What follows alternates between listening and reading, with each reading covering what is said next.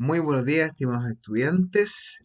Vamos a revisar la actividad de Educación Ciudadana Tercero Medio, la actividad anterior sobre el texto de Una Constitución verdaderamente democrática escrita por Javier Couso. Yo les pedí ahí en esa actividad que ustedes, antes de comenzar a hablar sobre de qué se trataba en particular el texto, investigar un poco de quién era Javier Couso. Como no podemos tener esa instantaneidad de la revisión, ya que no estamos en clase, lamentablemente, y espero todo esté muy bien, vamos a hacerlo de la siguiente manera. Yo les voy a ir dando algunas respuestas, ¿sí? No todas, pero de alguna forma ir adelantando para que ustedes puedan revisar su actividad. Javier Couso es un abogado, es un licenciado en Derecho de la Pontificia Universidad Católica de Santiago. Y es doctor y máster en jurisprudencia y políticas sociales de la Universidad de California, Berkeley, Estados Unidos. Por lo tanto, él tiene 3 grados académicos. Licenciado, que es un grado profesional que lo habilita a ser abogado, que es licenciado en Derecho. Un máster que lo habilita a la investigación y lo habilita a la docencia universitaria.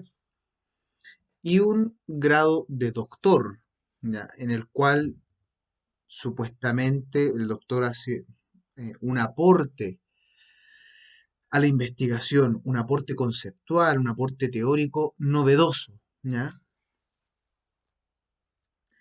Por lo tanto, no estamos hablando de cualquier abogado, no estamos hablando de partida, no estamos hablando de cualquier profesional ni de cualquier técnico, de cualquier persona que está hablando sobre el proceso constitucional. Es un especialista, ¿ya? Con todo lo que eso implica.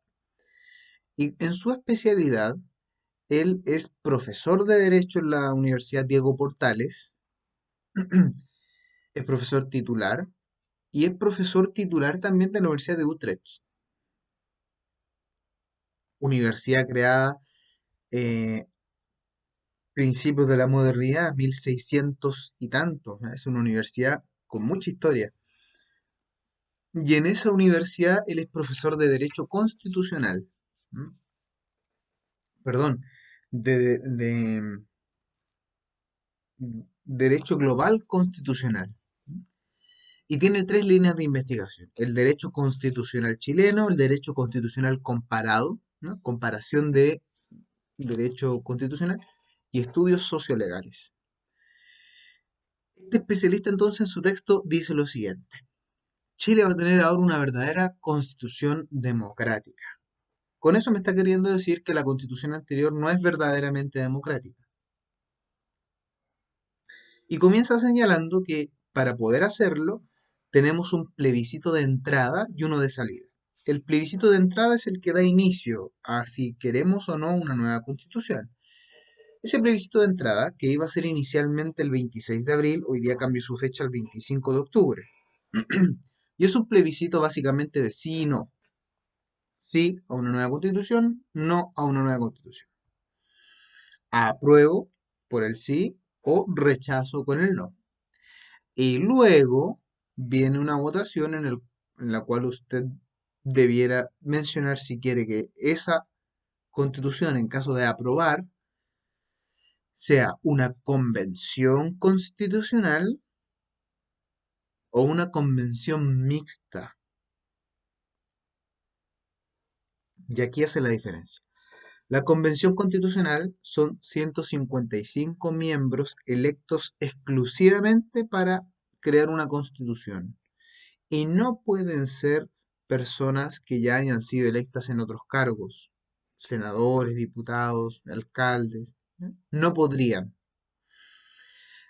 En cambio, una convención mixta serían en total 172 personas electas, de las cuales la mitad serían parlamentarios escogidos por el mismo parlamento, senadores y diputados, y la otra mitad serían ciudadanos comunes, ¿ya? Electos para la ocasión.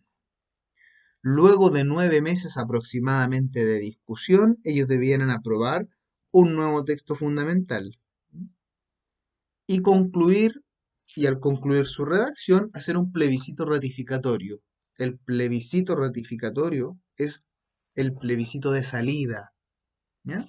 El plebiscito en el que se sale. Para Javier Couso, eh, hay que tener tranquilidad con este proceso constitucional, porque él señala que tiene reglas muy claras para su elaboración. Ojo, estamos hablando de un experto en el área, ¿sí? Por lo tanto, una voz bastante autorizada para hablar sobre esto. Dice que eh, para poder aprobar cualquier nueva ley en la Constitución, se requiere de 2/3 de quórum en la Convención. Estamos hablando de un 66,6% de personas que deban votar a favor de un artículo para que sea parte de la nueva Constitución. De no ser así, no puede existir. Es un quórum bastante alto, pero eso asegura legitimidad, asegura que realmente tiene apoyo suficiente para que esta Constitución pueda ser legítima. Si no hay acuerdo, entonces se continúa con la Constitución de 1980 y su principio depende del principio que estén discutiendo. Segundo, nadie más puede intervenir en esa convención constitucional. No pueden intervenir otros que no sean parte de esa convención. Y a su vez, la convención no puede intervenir fuera de sí misma. No puede intervenir al Senado, no puede intervenir a la Cámara de Diputados, no puede intervenir el Poder Judicial, no puede intervenir el presidente. Una vez que la Convención Constitucional finaliza su trabajo de creación de la Constitución, se disuelve, lo que asegura que no continúe una asamblea constituyente como ha sucedido en otros países, por ejemplo Venezuela, y que se ha generado un vicio allí, donde la asamblea constitucional disuelve o absorbe el poder del Congreso en algunos momentos. Tercero, los miembros, dice Javier Couso, estas son las palabras de él, estoy tratando de interpretarlo lo mejor posible. Los miembros no pueden ser electos posteriormente para otros cargos políticos, lo cual asegura que estos miembros van a ser elegidos y van a tener la convicción real de hacer una constitución, ¿ya? Y no pensar en sacar crédito político de esto más adelante. ¿Mm? No van a utilizar esto como un medio para, sino que es el fin en sí mismo. Cuarto, tienen un mecanismo de solución de controversias. En caso de que exista una controversia por dificultad para interpretar un acuerdo, un mecanismo legal discutiéndolo, ellos van a ir a la Corte Suprema a entregar esa controversia y la Corte Suprema va a tomar una decisión final. Y por último, la convención constitucional o convención mixta, depende de lo que se escoja, tiene la obligación de respetar el carácter de República Democrática de Chile, más todos los convenios nacionales e internacionales suscritos. Tenemos así reglas bastante claras, dice Javier Couso, que nos generan bastante tranquilidad como para poder hacer un proceso político ordenado, ¿ya? Y a diferencia de otros procesos que han ocurrido en otras regiones de América Latina, donde se han generado vicios a partir de estas asambleas constituyentes. Pero sería un aporte, principalmente, y aquí está el corazón del argumento, porque sería la primera constitución democrática de Chile. En el año 1883, perdón, 1833, la constitución fue redactada después de una guerra civil, donde la batalla del Ircay en el año 1829 da por triunfadores al bando conservador, un bando conservador aglutinado, en parte conducido por Diego Portales, como ideólogo, como estratega político, cuyos principios muy bien pensados de manera muy realista son aplicados en esta constitución de 1833. ¿Ya? Los principios portalianos o el ideario portaliano que le llaman los historiadores. Pero fue después de una guerra civil. anulando al bando liberal. No hubo ahí un proceso democrático, claramente. Nuevamente, esa constitución después se le hacen reformas, ¿sí? En el periodo liberal, en 1870, se inician una serie de reformas a la constitución del 33. Pero en realidad, eh, nunca fue una constitución nacida en un sistema democrático, ni con participación abierta. La segunda constitución chilena sería la de 1925, nacida después de eh,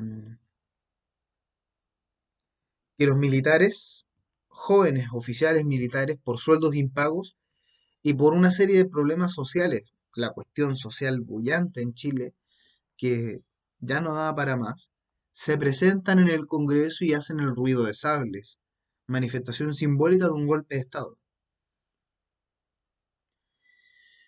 A partir de eso, se crea una nueva constitución, por lo tanto tampoco es democrática. Cuando ocurre el ruido de sables y se propone hacer una nueva constitución, una asamblea de obreros e intelectuales, asamblea constituyente de obreros e intelectuales, propone al presidente hacer una constitución en un marco democrático, participativo.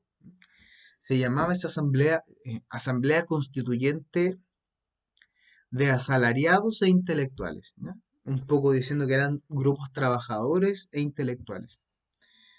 Pero el presidente desecha esa opción y encarga a un grupo congresista su redacción.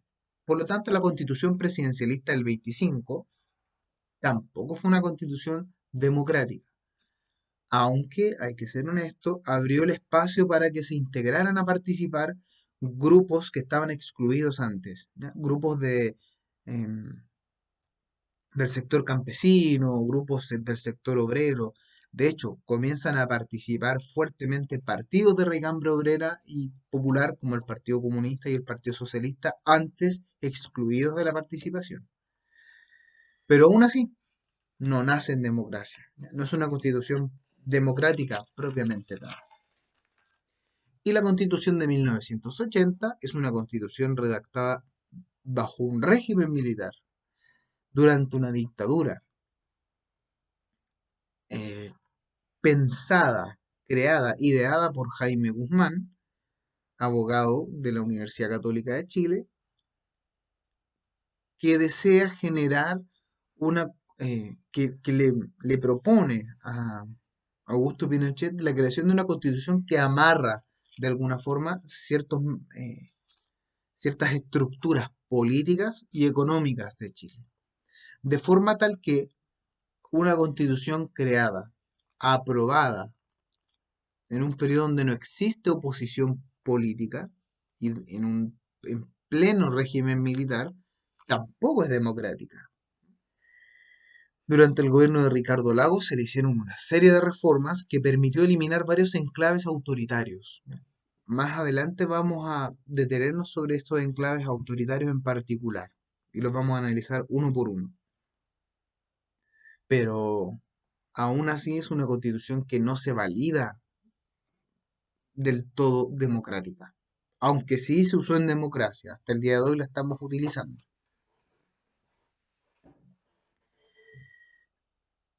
Por eso, una nueva constitución sería un gran aporte, dice Javier Cobos, ¿ya? Para que realmente tengamos por primera vez en la historia una constitución democrática. Ahora, hay objeciones de parte de aquellos que dicen que hay que rechazar una nueva constitución. ¿Cuáles son esas objeciones? Dos. Uno, un nuevo proceso constituyente nace en un clima de violencia y por lo tanto de presión hacia el sector que no quiere hacerlo. ¿Mm? Ese argumento tiene dos problemas, dice Coase. El primer problema es que quienes fueron parte del acuerdo para hacer una nueva constitución no son de los grupos violentistas, son de los grupos políticos formales institucionales, ¿no? Son canales políticos formales, son partidos. No son los grupos violentistas los que impulsaron una nueva constitución. Hay que decirlo, socialmente sí. socialmente, hubo una presión política, una presión social violenta. Pero el acuerdo en sí es un acuerdo de todo el espectro político. ¿No? Por lo tanto, ahí no habría violencia de por medio. Y por otra parte, esto olvida que a pesar de que no sea violento, cuando se quiso hacer un cambio a la Constitución de manera pacífica, la derecha impuso su poder de veto. El veto es prácticamente tener un tercio de oposición en el Congreso para oponerse a una reforma constitucional. Basta con un tercio. La derecha tiene siempre ese tercio. ¿No? La derecha nunca es mayoría en el Congreso. Sin embargo, como tiene este tercio, un tercio necesario para oponerse, lograron vetar el proceso constituyente que se inició en el gobierno de Michelle Bachelet II, el proceso en el cual se iniciaron asambleas constituyentes, cabildos, lo que nos da a entender que aquellos que están por el rechazo objetarán tanto la vía pacífica como la vía violenta, por lo tanto objetarían siempre un cambio. No es un argumento convincente, diría Coase. Y dos, aquellos que hablan del rechazo dicen que para qué embarcarse en un nuevo proceso constituyente que nos va a tomar mucho tiempo y que va a generar mucha incertidumbre, sino que mejor hacemos reformas puntuales a la Constitución para permitir cambios. Este argumento olvida dos cosas. Uno, el poder de veto que tiene la derecha para vetar esos pequeños cambios, esas pequeñas reformas. Y segundo, la cantidad histórica de reformas que han intentado hacerse, pero que la derecha ya ha vetado. Es así entonces, como dice Javier Couso, que estos argumentos en contra no tienen realmente el peso de un argumento, fácilmente se deshacen por sí mismos, y es necesario generar entonces en Chile un nuevo proceso constituyente, ojalá bien informado, bien pensado por la ciudadanía, em, y que modifique de una vez y para siempre estas estructuras no democráticas. ¿Ya? Les recomiendo en Instagram, y los voy a dejar como link, una página que dice Nueva Constitución Chilena y analizan ciertos principios constitucionales de Chile en educación, en salud, y al análisis y a la luz de esos principios generan conclusiones con respecto a las imposibilidades de cambio. Por ejemplo, ¿por qué la educación pública no puede tener financiación preferente? Porque iría contra el libre mercado. Y si va contra el libre mercado, va contra la libertad educativa. Atentaría contra la libertad educacional de aquellos que no quieren la educación del Estado. Y el principio de la libertad de la educación o libertad educativa está en la Constitución, en el artículo 19 del derecho a la educación. Por dar un ejemplo, hay muchos más artículos. Y también en ese Instagram, que se escribe una.nueva.constitución.chilena, ese Instagram así es, habla también de otras constituciones del mundo, como lo hacen en Alemania, como lo hacen en Finlandia, hacen un estudio comparado, bastante útil para que lo puedan observar. Eso chicos, revisen su guía, vuelvan a leer el texto si es necesario y la próxima semana comenzamos con un texto todo lo contrario, un texto sobre el rechazo. ¿Ya? ¿Por qué es necesario rechazar un nuevo proceso constituyente? Nos vemos.